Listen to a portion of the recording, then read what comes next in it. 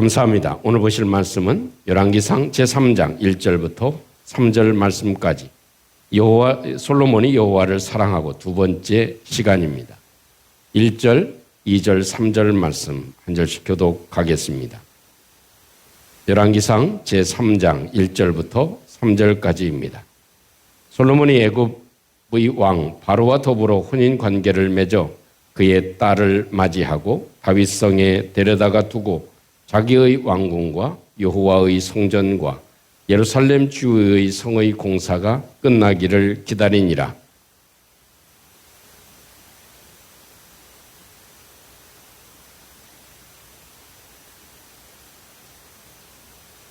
다 같이 솔로몬이 여호와를 사랑하고 그의 아버지 다윗의 법도를 행하였으나 산당에서 제사하며 분향하더라.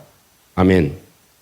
우리가 자주 사용하는 말 가운데 이런 말을 사용합니다. 시작이 아니다 하는 말을 사용합니다. 이 말은 고대 그리스 철학자였던 아리스토텔레스가 한 말로 전해집니다. 이후에 여러 나라에서 이 말을 사용하면서 격언처럼 사용하고 있는 것이 사실입니다. 이 시작이 반이라고 하는 말은 몇 가지 의미가 있겠죠. 그 하나는 시작하면 그래도 시작하지 않은 것보다 훨씬 낫다. 그래서 시작해야 무엇인가 이룰 수 있는 길이 열린다. 그래서 시작이 반이다. 시작하는 마음, 첫 시작이 이만큼 중요하다 하는 그런 의미를 얘기해 줍니다. 또한 의미가 있다면 이 시작하는 것, 어떻게 시작하는 것이 어떻게 시작하는가, 그것이 훨씬 더 중요하다는 이야기입니다. 그래서 내가 처음 시작을 잘 해야 끝까지 이룰 수가 있고, 처음 시작을 어떻게 하느냐에 따라서 그것이 끝까지 지속되어질 수 있다는 것입니다. 그래서 시작을 조금 잘못하면 우리에게 있어서 그 과정과 그 결과도 잘못된 그런 결과를 낳을 수도 있다 하는 이야기가 포함되어져 있는 이야기이기도 합니다. 그래서 우리말 속담에는 3살 버릇이 80까지 간다. 처음 시작한 첫 그 시작이 그렇게 끝까지 갈 수도 있다 하는 그런 이야기를 사용하기도 합니다. 오늘 성경을 보고 있는 이 이야기는 솔로몬의 첫 시작의 부분을 우리가 함께 다루고 있습니다. 왕이 된 다음에 이 솔로몬이 어떻게 시작하고 있는가? 사실 다윗은 왕 중의 왕으로 불리우고 이 솔로몬은 다윗의 왕위를 이은 축복의 왕으로 일컬어지는 아주 소중한 이 사람의 시작에 대해서 어떻게 성경은 이야기하고 있고 또 우리에게는 이 시작이 얼마나 중요한지를 새삼스럽게 깨닫게 하는 말씀이기도 합니다. 그래서 이 첫 시작에 첫 삽을 뜰 때 지난주에 말씀드린 부분은 이 결정의 그런 문제가 있었다 하는 그런 이야기를 함께 나누어 보았습니다. 이 솔로몬의 시작에서 또 다른 문제의 이슈가 있다면 그것은 이중성의 문제입니다. 우리가 살아가면서 많이 겪고 주님을 섬기면서 우리가 겪고 있는 그런 문제 가운데 하나라고 생각할 수 있습니다. 시작에서 보여주는 대조적인 모습이 오늘 성경에서 이렇게 3절에서 지적해 주고 있습니다. 3절 말씀 보면 같이 함께 한번 합독해 봅니다. 3절입니다. 시작. 솔로몬이 여호와를 사랑하고 그의 아버지 다윗의 법도를 행하였으나 산당에서 제사하며 분향하더라. 아멘. 이 말씀을 원문으로 조금 더 쉽게 풀이하면 이렇게 풀이할 수 있습니다. 솔로몬은 하나님을 사랑하고 하나님의 법도를 따랐습니다. 그러나 한편으로는 여전히 산당에서 제사를 드렸습니다 하는 말입니다. 또 이 말씀을 1절과 연결시키면 이렇게 풀이할 수도 있겠죠. 솔로몬은 하나님을 사랑하고 그의 법도를 따랐습니다. 그러나 애굽 여인과 결혼하였습니다 하는 그런 말로 1절을 재해석할 수 있을 것입니다. 신앙의 이중성, 하나님을 믿고 하나님을 사랑하고 하나님을 의지하고 살아가면서도 또 한편으로는 세상의 가치나 유혹을 동시에 추구하는 이 이중성. 이것은 아마도 우리 신앙의 연약함뿐만 아니라 참 이 믿음을 끝까지 지키는데 얼마나 이 문제가 어려운 문제인가 하는 것을 우리로 하여금 느끼게 해줍니다.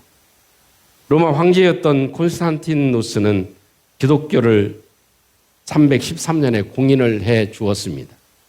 참 모든 사람들이 이 기독교 크리스찬들을 이렇게 이교도 취급을 했고 어렵게 이렇게 믿지 않아야 될 종교로 취급을 했던 그 당시에 콘스탄티누스는 313년에 그것을 공인을 해줍니다. 이 기독교도 정식적인 종교로 인정을 해줍니다.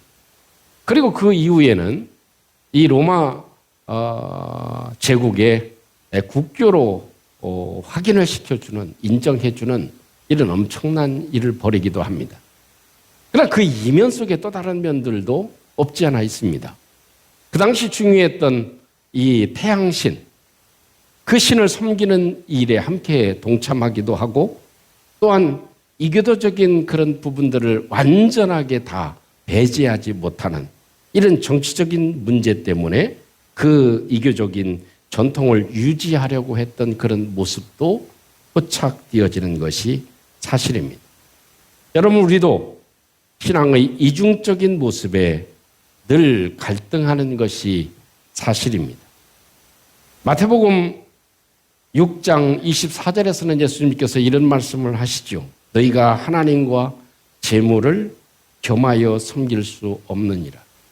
하나님을 섬기고 하나님을 의지하고 하나님을 사랑하고 하나님을 따른다고 하지만 그 한편으로는 또 이 재물의 세상의 재물의 욕심에 끌려서 우리의 마음이 혼돈되고 또 좌절하기도 하고 또 고민하기도 하는 이런 이중적인 모습.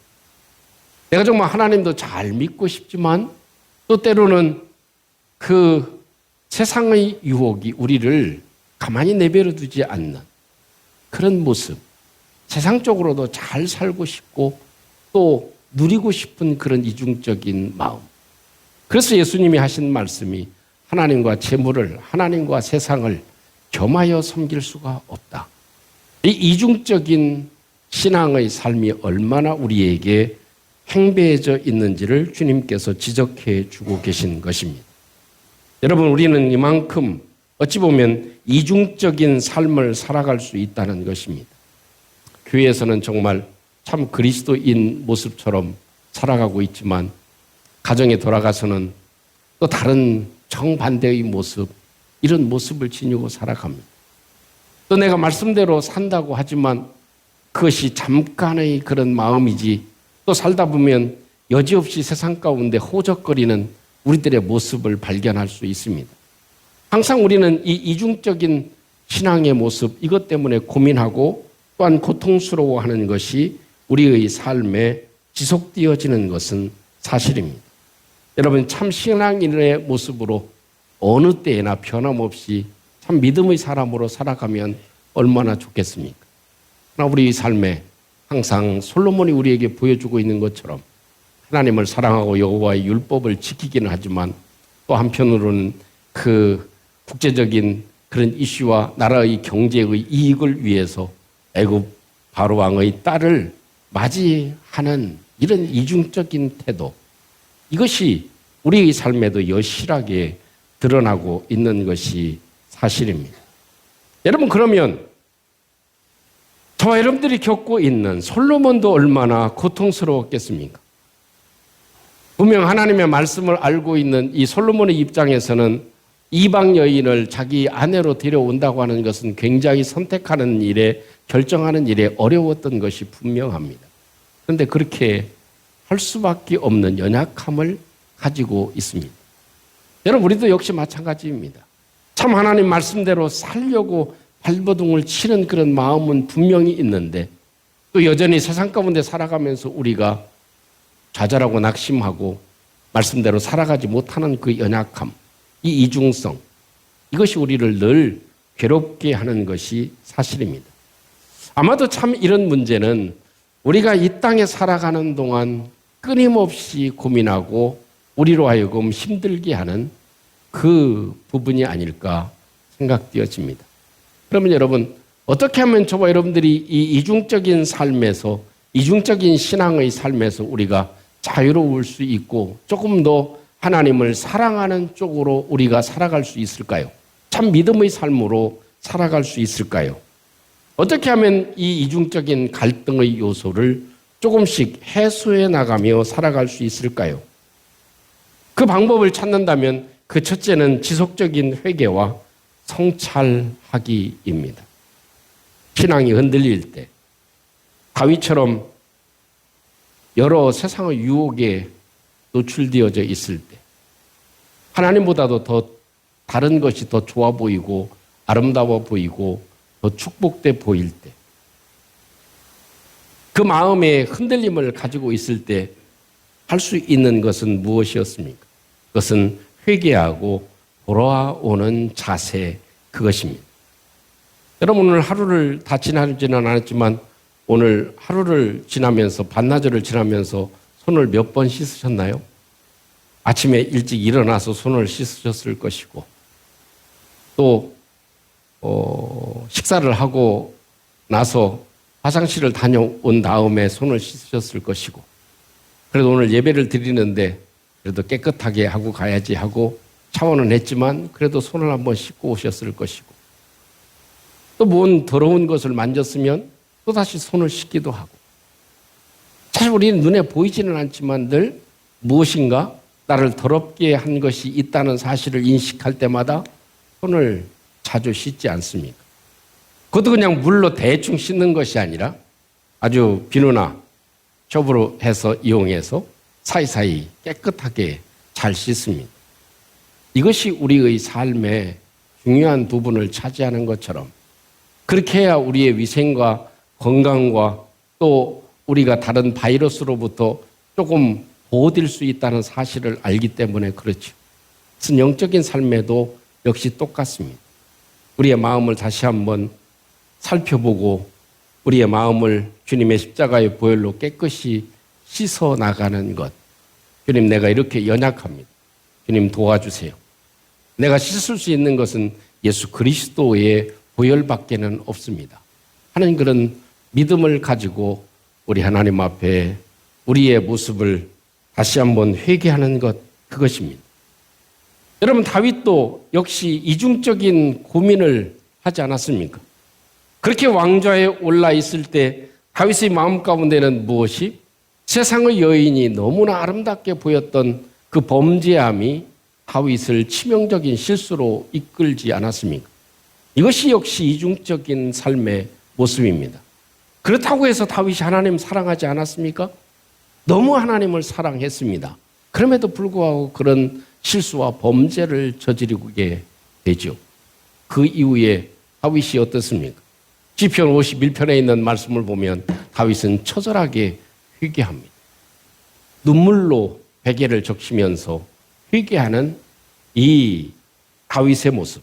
그래서 점점점 세상에서 이중적인 모습이 아니라 온전히 하나님의 사람으로 바뀌어져 가는 다윗의 마지막의 모습을 우리에게 보여주고 있는 것이 사실입니다. 또 한 가지가 있다면 그것은 하나님 말씀에 뿌리 내리기입니다. 하나님 말씀에 내 마음에 뿌리를 내리는 것, 그것이 얼마나 소중한지 모릅니다. 솔로몬이 하나님을 떠난 이유 중에 하나는 하나님의 율법의 말씀을 더 소중히 여기지 않은 것입니다. 그 율법을 떠나기 시작하면, 말씀에서 멀어지기 시작하면 우리에게는 참 하나님께 집중하는 것이 훨씬 더 떨어집니다.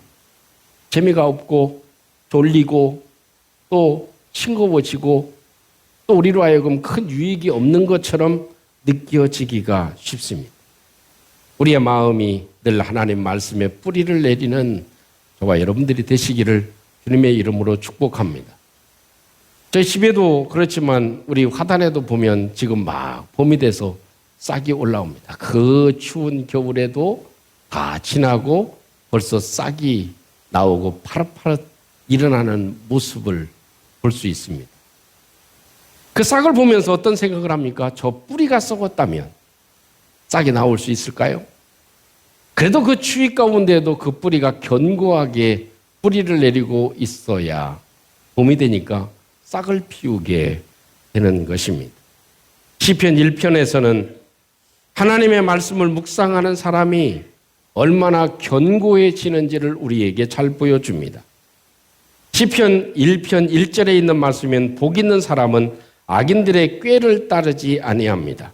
죄인의 길에 서지 아니합니다. 오만한 사람들의 자리에 앉지 아니합니다.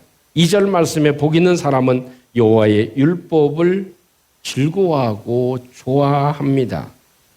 여호와의 율법을 주야로 생각하고 묵상합니다. 3절 말씀에 여호와의 율법을 즐거워하고 날마다 묵상하는 사람은 다릅니다. 시냇가에 심은 나무가 철을 따라서 열매를 맺고 그 잎사귀가 마르지 아니함 같이 견고합니다. 이 사람이 하는 모든 일이 다 형통할 것입니다. 이것이 시편 1편에서 얘기해 주고 있는 말씀입니다. 여러분 한 주간 동안 하나님의 말씀을 얼마나 가지고 실험하셨나요? 하나님의 말씀을 얼마나 펴놓고 그 말씀을 생각하셨나요?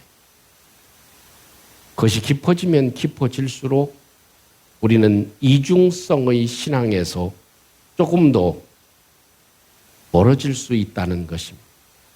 더 하나님 쪽으로 가까워질 수 있다는 것입니다.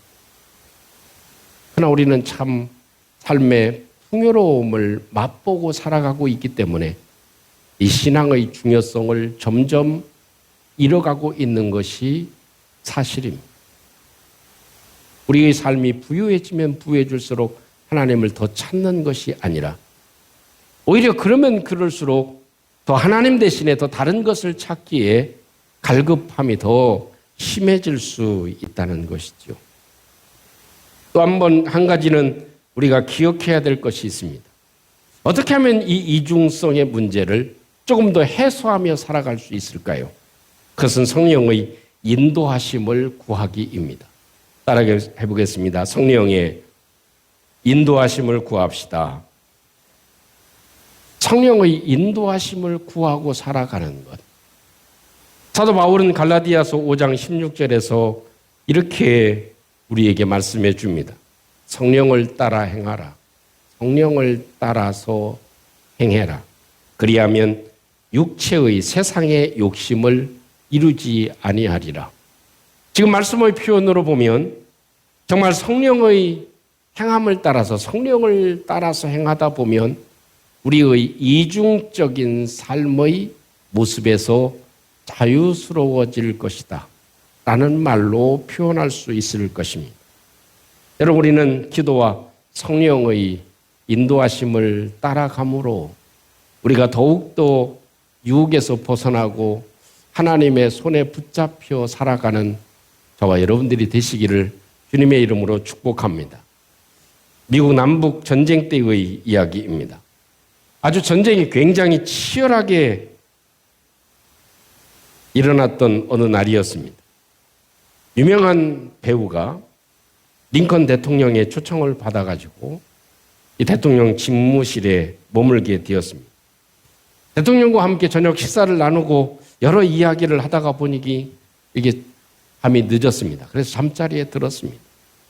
잠자리에 들었는데 전쟁 속이기 때문에 여기서 꽝, 여기서 꽝, 폭탄 소리에 정말 이룰 수가 없었습니다. 겨우 이제 이 배우가 잠에 들었는데 새벽쯤 되었는데 어디서 우는 소리가 들립니다. 그러니까 그 소리에 또 잠을 잘 수가 없어서 일어나서 어디서 이런 소리가 나는지 보니까 링컨 대통령이 자고 있는 그 방에서 소리가 나는 것이었습니다. 링컨 대통령이 울면서 하나님께 기도하는 소리였습니다. 하나님, 저는 부족한 대통령입니다. 저의 힘으로는 도저히 이 전쟁에서 이길 수가 없습니다. 하나님, 지금도 전쟁에 나가서 지금 생명을 잃고 있는 젊은 우리 친구들을 하나님 지켜주시옵소서. 하나님, 이 나라를 도와주시옵소서. 이것이 링컨 대통령의 울먹이는 기도였습니다. 링컨은 왜 기도했을까요? 하나님이 도와주시지 않으면 안 된다는 사실을 알기 때문입니다. 우리는 많은 것을 할 수 있는 것처럼 여겨지지만 우리의 흰 머리카락을 검게 할 수 없는 연약함을 가집니다. 우리는 스스로 행할 수 있는 것이 많다고 생각하지만 우리의 삶의 주위에는 끝없는 하나님의 도우심이 있다는 사실을 잊지 않아야만 합니다. 우리는 마음대로 되어지는 것처럼 생각하지만 결코 하나님의 도움이 없이는 아무것도 행할 수 없다는 사실. 그것이 우리가 고백해야 될 중요한 내용이죠. 그래서 링컨은 이런 말을 남겼습니다. 내 지혜, 내 능력, 내 노력만 가지고는 나는 아무것도 할 수 없다. 그래서 나는 하나님의 도우심을 위해서 기도한다. 이것이 위대한 믿음의 사람 링컨이 남겨준 이야기이기도 하고 우리에게 조언해 주고 있는 이야기이기도 합니다. 사랑하는 성도 여러분, 우리는 이 신앙과 삶의 이중성의 문제를 늘 안고 살아갑니다. 하나님 말씀대로 살아가고 싶지만 그렇게 다 되지 않는 이중적인 모습. 내가 말로는 다 좋은 얘기를 하지만 속으로는 그렇지 않은 이중적인 모습. 교회에서는 번듯한 믿음의 사람처럼 보여지지만 가정에서는, 사회에서는 또 다른 모습으로 살아가는 이 이중성. 이중성 때문에 고민하지 않는 성도는 아마 없을 것입니다. 없다면 나는 최고로 신앙생활을 잘하고 있다라고 생각하거나 아니면 교만에 빠진 사람 빼고는 이중성의 문제에서 자유로울 수 있는 사람은 아무도 없을 것입니다. 이것이 이 솔로몬의 처음 시작에서 우리에게 보여주고 있는 중요한 부분입니다. 솔로몬이 하나님을 사랑하고 여호와의 말씀을 따르며 살아가지만 솔로몬이 애굽 왕 바로의 딸을 데려와 결혼했더라. 얼마나 이중적입니다. 그것이 우리에게 주는 교훈이 크다는 것입니다. 그것은 다만 솔로몬의 문제뿐만 아니라 저와 여러분들에게도 겪는 동일한 문제라고 하는 것입니다. 이런 문제를 해소하려면 우리가 어떻게 해나가야 될까요? 날마다 씻는 일, 자주 씻기입니다. 예수 그리스도의 보혈로 자주 씻기입니다. 그리고 또한 말씀에 뿌리를 내리는 것입니다. 또한 성령을 의지하는 것입니다.